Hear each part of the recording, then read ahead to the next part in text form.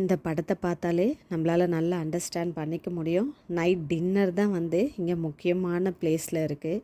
Night டின்னரை நம்ம night சாப்பாடு அதிகமாக எடுத்துக்கும் போது நம்ம பலவிதமான நோய்க்கு நம்ம ஆளாகிறோம். ஏன்னா இன்றைக்கி வேகமாக ஓடிட்டு இருக்கிறதுல 2 வேளையும் நம்ம சரியாக சாப்பிடல. நைட்டு சாப்பாடை விதவிதமாக ஒரு கட்டலான்னு சொல்லிட்டு நம்ம கட்டுவோம். அந்த விதவிதமாக கட்டுறதோட பலன் விதவிதமான நோய் நம்ம உடம்புல பாய் போட்டு படுத்துகிறோம். முக்கியமாக ஒபிசிட்டி வரத்துக்கான காரணமாக இருக்குது.